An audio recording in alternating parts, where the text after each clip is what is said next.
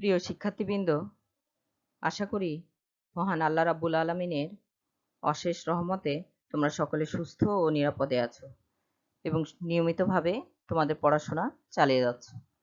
তোমাদের পড়াশোনার গতিকে সচল রাখতে গণপ্রজাতন্ত্রী বাংলাদেশ সরকারের শিক্ষা মন্ত্রণালয়ের নির্দেশনাক্রমে দিনাজপুর সরকারি কলেজের সম্মানিত অধ্যক্ষ মহোদয় প্রফেসর সৈয়দ মোহাম্মদ হোসেন স্যারের নির্দেশে এবং আমার বিভাগীয় প্রধান স্যারের তত্ত্বাবধানে একাদশ দ্বাদশ শ্রেণীর জন্য পরিচালিত অনলাইন ক্লাসে তোমাদের আরও একবার স্বাগত জানাচ্ছি। আমি আসমাউল হোসনা, প্রভাষক, অর্থনীতি বিভাগ, দিনাজপুর সরকারি কলেজ, দিনাজপুর। আমাদের আজকের পাঠ একাদশ দ্বাদশ শ্রেণীর অর্থনীতি দ্বিতীয় পত্র, অধ্যায় নবম। এই অধ্যায়ের বিষয়বস্তু সরকারি অর্থব্যবস্থা। আজকে আমাদের এই অধ্যায়ের তৃতীয় ক্লাস। আজকের পাঠের বিষয়বস্তু সরকারি ঋণ, পাবলিক ডেব্ট। আমাদের আজকের ক্লাস থেকে শিক্ষার্থীরা যেসব বিষয় সম্পর্কে শিখতে এবং জানতে পারবে সেগুলো হলো সরকারি ঋণ সম্পর্কে ধারণা লাভ করতে পারবে, সরকারি ঋণের উদ্দেশ্য সমূহ বর্ণনা করতে পারবে, সরকারি ঋণের উৎস সমূহ বর্ণনা করতে পারবে, অভ্যন্তরীণ ও বৈদেশিক ঋণের মধ্যে তুলনামূলক বিশ্লেষণ করতে পারবে। এই শিক্ষণফলগুলোর উপর ভিত্তি করে ধারাবাহিকভাবে এই ক্লাসটি পরিচালনা করব। সরকারি ঋণ। সাধারণ অর্থে সরকারি ঋণ বলতে দেশের সরকার কর্তৃক গৃহীত ঋণকে বোঝায়। জনসংখ্যা বৃদ্ধি এবং রাষ্ট্রের কাজের পরিধি বৃদ্ধির সাথে সাথে সরকারি ব্যয়ের পরিমাণও বাড়তে থাকে। সরকারের পক্ষে সবসময় কর ও অন্যান্য স্বাভাবিক উৎস থেকে সংগৃহীত রাজস্ব দ্বারা সর্বপ্রকার ব্যয় মেটানো সম্ভব হয় না। ব্যয়ের পরিমাণ যদি সরকারের আয় অপেক্ষা বেশি হয় তখন ঋণ গ্রহণ করে এই ঘাটতি পূরণ করতে হয়। এক্ষেত্রে সরকার ঋণপত্র বিক্রি করে বা অন্য কোনো উপায়ে দেশের অভ্যন্তরে ও বিদেশ থেকে ঋণ গ্রহণ করে থাকে। একেই সরকারি ঋণ বলে। অর্থাৎ সরকারের বিভিন্ন ব্যয় নির্বাহের জন্য যে অর্থের প্রয়োজন সে অর্থ যদি কর, রাজস্ব এবং অন্যান্য স্বাভাবিক উৎস থেকে সংগৃহীত অর্থের দ্বারা মেটানো সম্ভব না হয়, কিছুটা ঘাটতি থেকে যায়, সেক্ষেত্রে সরকার দেশের অভ্যন্তরে এবং বিদেশ থেকে ঋণ গ্রহণ করে এই ঘাটতি পূরণের চেষ্টা করে। এই ঋণ গ্রহণকেই সরকারি ঋণ বলে।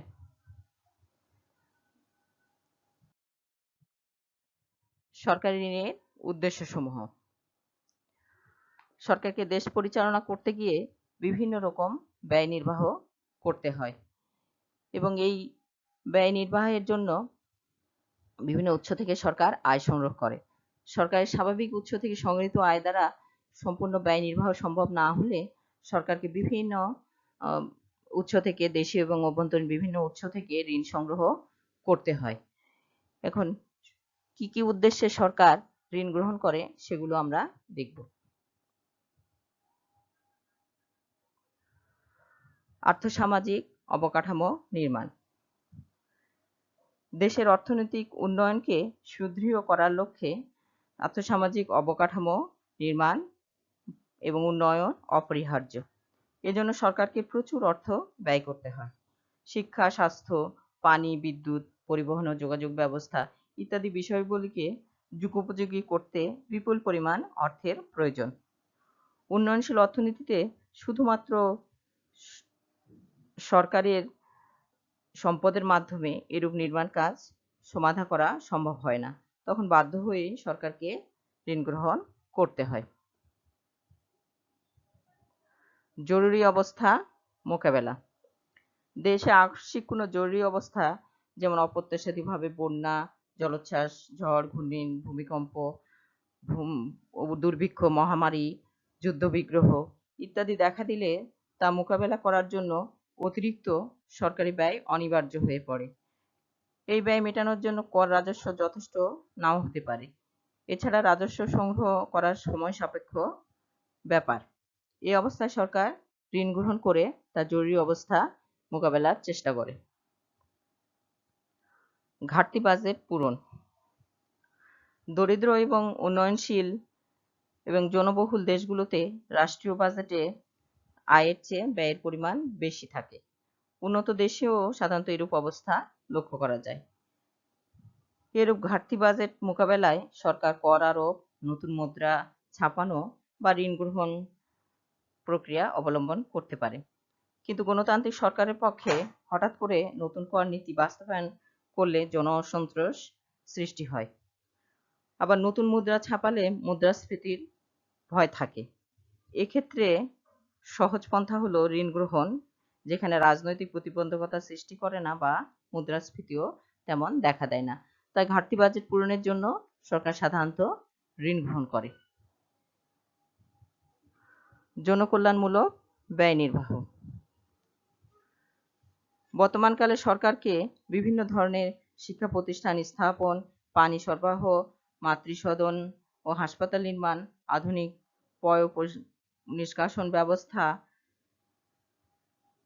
বিশ্ববিদ্যালয়, স্কুল কলেজ, বিশ্ববিদ্যালয় স্থাপন, গবেষণায় সহায়তা, দরিদ্র দুস্থ বৃদ্ধদের ভাতা প্রদান, এতিমখানা স্বল্পমূল্যে রেশন প্রদান ইত্যাদির মাধ্যমে জনকল্যাণমূলক কার্যক্রম চালাতে হয়। এক্ষেত্রে সরকারকে প্রচুর ব্যয় করতে হয়। স্বাভাবিকভাবে প্রাপ্ত রাজস্ব দ্বারা এই ব্যয় মেটানো অনেক সময় সম্ভব হয় না। তখন সরকার ঋণ গ্রহণ করে জনকল্যাণমূলক ব্যয় নির্বাহ করে। সঞ্চয় ও বিনিয়োগ বৃদ্ধি। সরকার দেশের জনগণের মাঝে বিভিন্ন ধরনের সঞ্চয়পত্র, যেমন প্রাইজ বন্ড, প্রতিরক্ষা সঞ্চয়পত্র, বোনাস সঞ্চয়পত্র, ওয়েজ আর্নার বন্ড ইত্যাদি বিক্রি করে ঋণ গ্রহণ করে। এর ফলে জনগণ সঞ্চয়ের সুযোগ পায়। আবার এই গৃহীত ঋণ পুনরায় দেশে বিনিয়োগ করলে নতুন কর্মসংস্থান, আয় সৃষ্টি, সঞ্চয় ও বিনিয়োগ সৃষ্টি হতে পারে। এভাবে দেশে সঞ্চয় ও বিনিয়োগ বৃদ্ধির জন্য সরকার ঋণ গ্রহণ করে থাকে।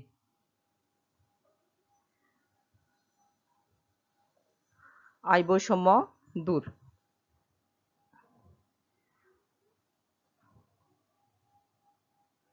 উন্নয়নশীল দেশগুলোতে আয় ও সম্পদ বন্টনে বৈষম্য সৃষ্টি হয় এবং তা ক্রমাগত বাড়তে থাকে। এই অবস্থা কোনোভাবেই কাম্য নয়। এক্ষেত্রে সরকার ধনীদের নিকট থেকে ঋণ গ্রহণ করে বিভিন্ন প্রকল্পের মাধ্যমে দরিদ্রদের জন্য কর্মসংস্থান ও অর্থ উপার্জনের ব্যবস্থা করে। তখন আয় বৈষম্য কিছুটা হলেও কমে। মন্দা ও মুদ্রাস্ফীতি রোধ। দেশে কখনো মন্দা দেখা দিলে উৎপাদন ও আয় কমে যায় এবং বেকারত্ব বাড়ে। তখন রাজস্ব কমে যায়, অথচ সরকারি ব্যয় বৃদ্ধির প্রয়োজনীয়তা দেখা দেয়। এই অবস্থায় সরকার ঋণ গ্রহণ করে। আবার মুদ্রাস্ফীতির সময় জনগণের ক্রয় ক্ষমতা হ্রাস করার উদ্দেশ্যে সরকার ঋণ গ্রহণ করে থাকে। ঋণ গ্রহণের মাধ্যমে সরকারের জনগণের হাতের অতিরিক্ত যে অর্থ, সেগুলি সরকার ঋণের মাধ্যমে গ্রহণ করে।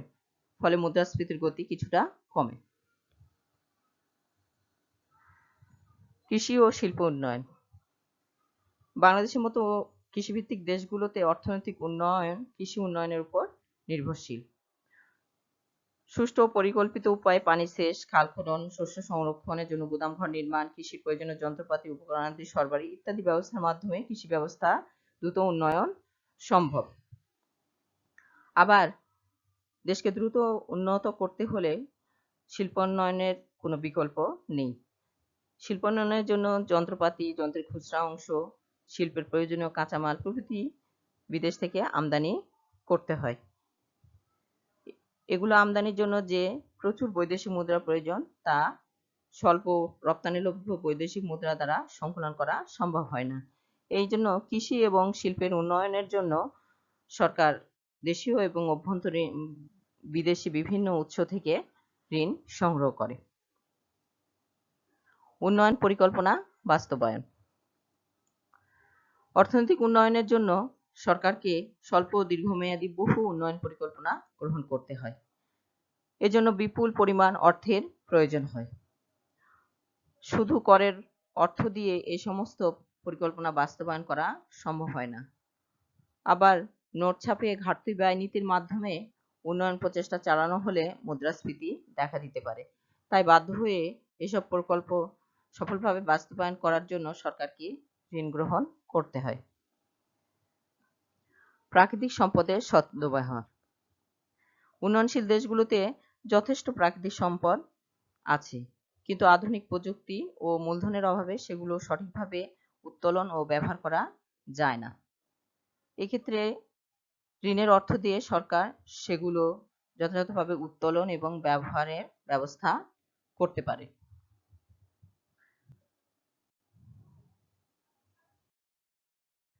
সরকারি ঋণের উৎসসমূহ। সরকারি ঋণের বিভিন্ন উৎস রয়েছে, তবে সেগুলোকে সামগ্রিকভাবে দুই ভাগে ভাগ করা যায়। একটি হলো অভ্যন্তরীণ উৎস আর বাহ্যিক উৎস। অভ্যন্তরীণ উৎসের মধ্যে রয়েছে ব্যক্তিবর্গের কাছ থেকে ঋণ ও আর্থিক প্রতিষ্ঠান থেকে ঋণ গ্রহণ, বাণিজ্যিক ব্যাংক থেকে ঋণ গ্রহণ, কেন্দ্রীয় ব্যাংক থেকে ঋণ গ্রহণ। বাহ্যিক উৎসের মধ্যে রয়েছে বিদেশি সরকারের কাছ থেকে ঋণ গ্রহণ, বিদেশি কোনো ব্যক্তির কাছ থেকে ঋণ গ্রহণ, বিদেশি কোনো অলাভজনক সংস্থা থেকে ঋণ গ্রহণ এবং আন্তর্জাতিক বিভিন্ন আর্থিক প্রতিষ্ঠান থেকে ঋণ গ্রহণ।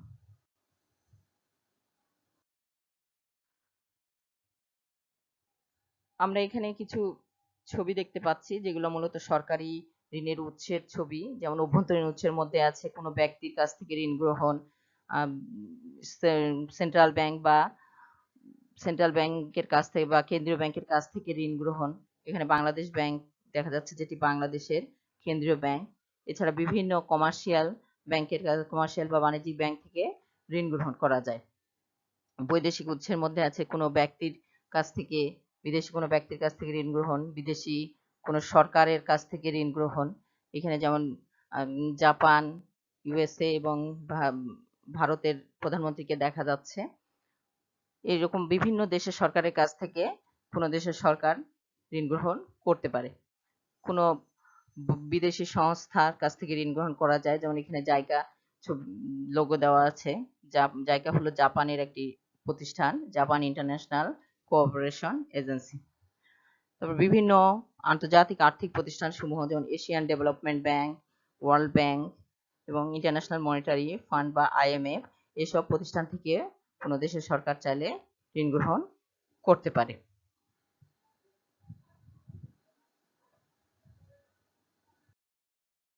এখন আমরা সরকারি ঋণের উৎসগুলো বিস্তারিতভাবে দেখব।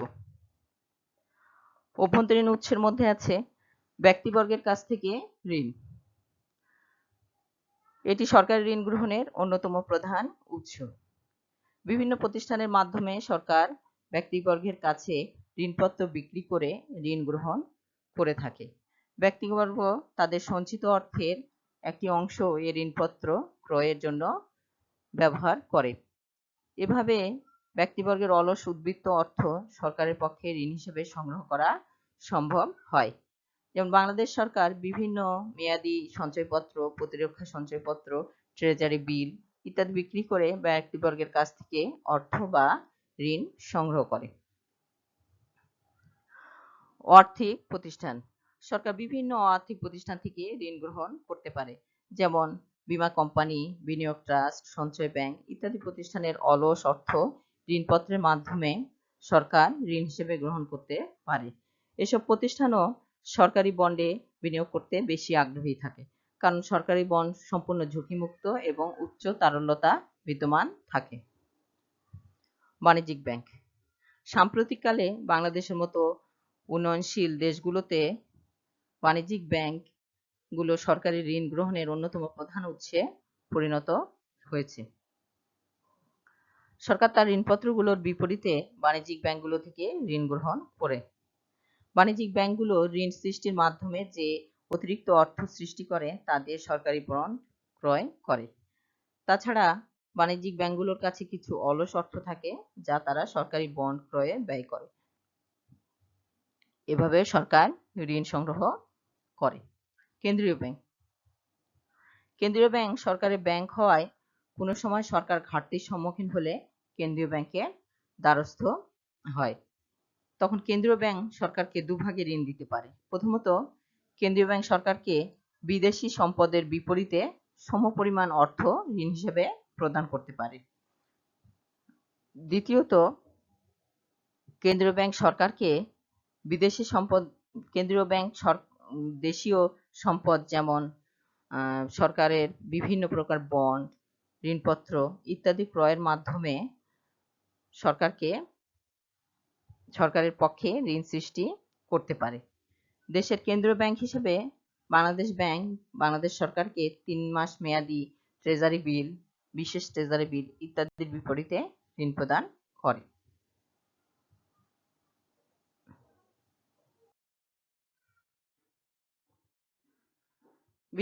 বাহ্যিক উৎসের মধ্যে আছে বিদেশি সরকার। সরকার অনেক সময় ঘাটতি বাজেট পূরণের জন্য এবং উন্নয়ন পরিকল্পনা ব্যয় নির্বাহের জন্য বন্ধু দেশের সরকারের নিকট থেকে ঋণ গ্রহণ করে। এ ঋণ নগদ অর্থ বা দ্রব্য আকারে বা উভয় ধরনের হতে পারে। এরূপ ঋণ বিভিন্ন ধরনের শর্ত সাপেক্ষ হয়ে থাকে। এই ঋণ স্বল্প, মধ্যম এবং দীর্ঘমেয়াদী হতে পারে।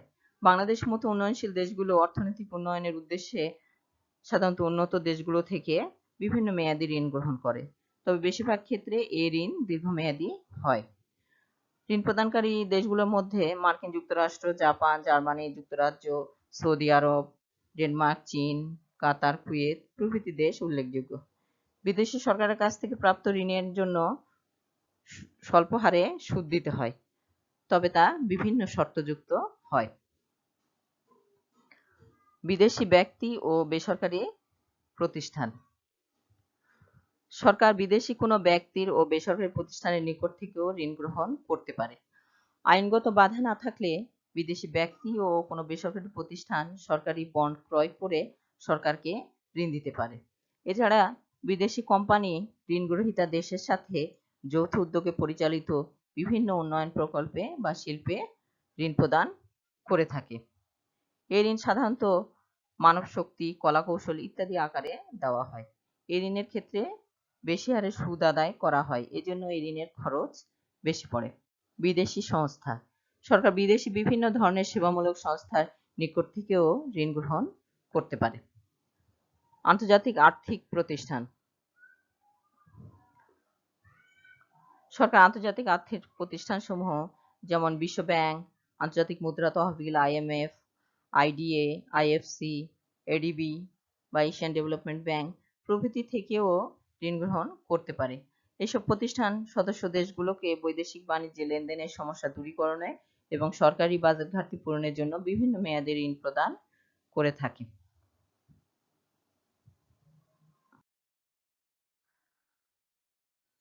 সরকারি ঋণের উৎসসমূহের তুলনামূলক সুবিধা ও অসুবিধা। সরকারি ঋণের বিভিন্ন উৎস অর্থাৎ অভ্যন্তরীণ উৎস এবং বৈদেশিক উৎস রয়েছে। এদের আবার বিভিন্ন রকম সুবিধা এবং অসুবিধা রয়েছে। আমরা এখন এই সুবিধা অসুবিধার তুলনামূলক আলোচনা দেখব। তুলনা বিষয়, ঋণ সংগ্রহের পদ্ধতি। অভ্যন্তরীণ উৎসর ক্ষেত্রে সরকার বিভিন্ন প্ররোচনা দানের মাধ্যমে জনগণকে ঋণ প্রদানে উদ্বুদ্ধ করতে পারে। তাছাড়া জরুরি পরিস্থিতিতে তাদেরকে ঋণ প্রদানে অনেক সময় বাধ্যও করতে পারে। বৈদেশিক ঋণের উৎসে এ ধরনের সুবিধা নেই, কারণ ঋণ প্রদানে কোনো দেশ বা সংস্থাকে বাধ্য করা যায় না, কেবলমাত্র বন্ধু প্রতিম কোনো দেশের কাছ থেকে ঋণ গ্রহণ করা যায়। ঋণের শর্ত। অভ্যন্তরীণ ঋণ শর্তমুক্ত। দেশের অভ্যন্তর থেকে নেওয়া ঋণ ব্যবহারের জন্য সরকারকে কোনো শর্ত পালন করতে হয় না, এজন্য তা প্রয়োজন ও সময় অনুযায়ী ব্যবহার করা যায়। কিন্তু বৈদেশিক উৎস থেকে সংগৃহীত ঋণ ব্যবহার করতে গেলে ঋণদাতাদের বিভিন্ন শর্ত পালন করতে হয়। এর ফলে অনেক সময় ঋণ নির্ভর প্রকল্পগুলোর কাজকর্ম ব্যাহত বা বন্ধ হয়ে যায়, ফলে দেশ ক্ষতিগ্রস্ত হয়। ঋণের মেয়াদ ও সুদ। অভ্যন্তরীণ উৎস থেকে গৃহীত ঋণ সাধারণত স্বল্প মেয়াদী হয় এবং জন আস্থা ভঙ্গ না করার জন্য তা কখনো অস্বীকারও করা যায় না, অর্থাৎ ঋণ কখনো মওকুফ করানো যায় না। বৈদেশিক ঋণ সাধারণত দীর্ঘমেয়াদী হয়, সুদের হারও কম হয় এবং অনেক সময় তা মওকুফও করানো যায়। ঋণ পরিশোধ। অভ্যন্তরীণ উৎস থেকে গৃহীত ঋণ নোট ছাপিয়ে বা কর হার বৃদ্ধি করে সহজেই পরিশোধ করা যায়, কিন্তু বৈদেশিক উৎস থেকে পাওয়া ঋণ স্বর্ণ, রৌপ্য বা অর্জিত বৈদেশিক মুদ্রা দ্বারাই পরিশোধ করতে হয়। এসব সম্পদের ঘাটতি হলে ঋণ পরিশোধ দুরূহ হয়ে পড়ে। ঋণ গ্রহণের নিয়ম কানুন। অভ্যন্তরীণ ঋণের উৎসগুলো সরকারেরই প্রণীত নিয়ম কানুন মেনে চলে। এজন্য এক্ষেত্রে ঋণ নির্দিষ্ট সময় এবং কাঙ্ক্ষিত পরিমাণে সংগ্রহ করা সম্ভব হয়, অর্থাৎ সরকার যখন প্রয়োজন সে মুহূর্তে যে পরিমাণ প্রয়োজন তা সংগ্রহ করতে পারে। কিন্তু বৈদেশিক উৎস থেকে ঋণ সংগ্রহ করতে গেলে অজানা এবং অপ্রত্যাশিত অনেক নিয়ম কানুন পালন করতে হয়। এ কারণে ঋণ গ্রহণ প্রক্রিয়া জটিল এবং প্রলম্বিত হয়। ঋণের ভার। প্রত্যেক ঋণের দু ধরনের ভার বা অসুবিধা থাকে, যথা আর্থিক ভার ও প্রকৃত ভার। ঋণ পরিশোধের জন্য সুদসহ আসলের অর্থ যখন হাতছাড়া হয় তাই হলো ঋণের আর্থিক ভার। আর ঋণ পরিশোধের দরুন পরিত্যাগকৃত সুযোগ সুবিধা অর্থাৎ কোনো অর্থনৈতিক কল্যাণ যদি হ্রাস পায় তা হলো ঋণের প্রকৃত ভার। অভ্যন্তরীণ উৎসের ঋণের আর্থিক ভার নেই, কারণ এক্ষেত্রে ঋণ পরিশোধের পর সুদসহ আসলের অর্থ দেশেই থেকে যায়, ঋণের অর্থের কেবল হস্তান্তর ঘটে। এজন্য অভ্যন্তরীণ ঋণের কোনো আর্থিক ভার নেই।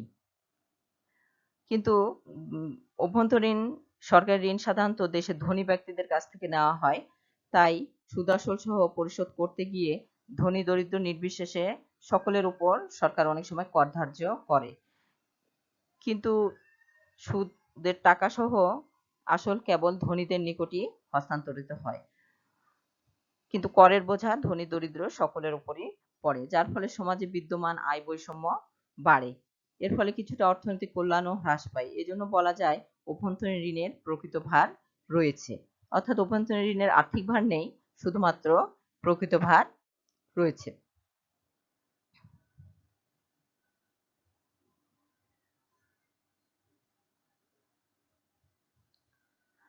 বৈদেশিক ঋণের আর্থিক এবং প্রকৃত উভয় ভারই রয়েছে, কারণ ঋণ পরিশোধ করতে গেলে সুদ আসল সহ ঋণের অর্থ দেশের বাইরে চলে যায়, সেক্ষেত্রে দেশ তা থেকে বঞ্চিত হয়, এজন্য এটার আর্থিক ভার রয়েছে।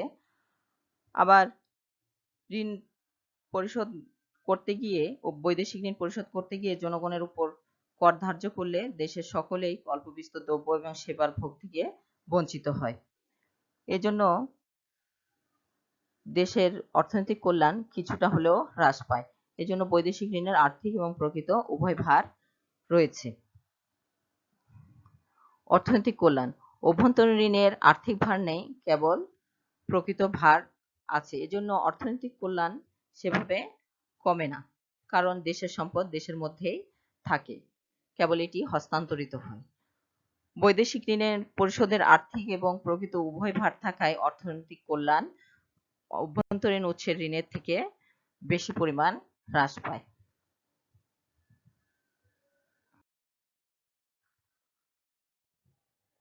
আমাদের আজকের ক্লাস থেকে উপর ভিত্তি করে এখানে একটি উদ্দীপক দেওয়া হয়েছে, তোমরা দেখতে পাচ্ছ একটি উদ্দীপক, এখানে একটি প্রশ্নবোধক চিহ্নিত ছক দেওয়া হয়েছে, তারপর অভ্যন্তরীণ উৎস, বাহ্যিক উৎস, অভ্যন্তরীণ উৎসের মধ্যে আর্থিক প্রতিষ্ঠান, কেন্দ্রীয় ব্যাংক, বাণিজ্যিক ব্যাংক, বাহ্যিক উৎস, বিদেশি সরকার, বিদেশি ব্যক্তি, আন্তর্জাতিক আর্থিক প্রতিষ্ঠান।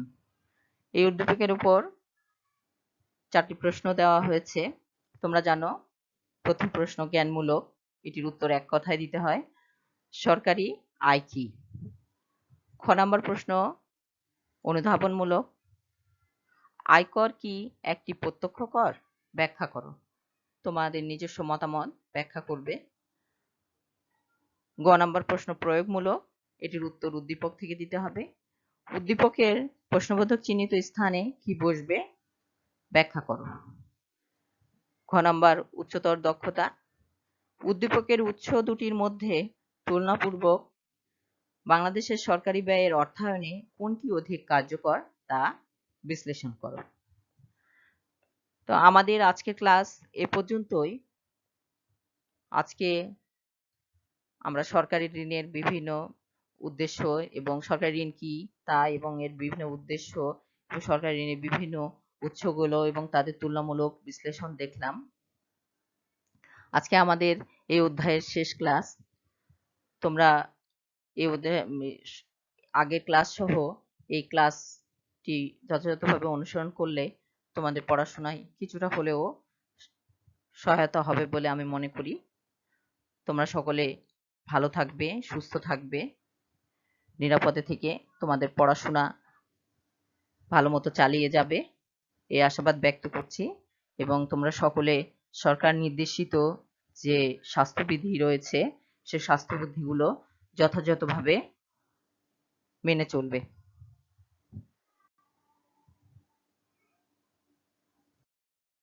সকলকে ধন্যবাদ।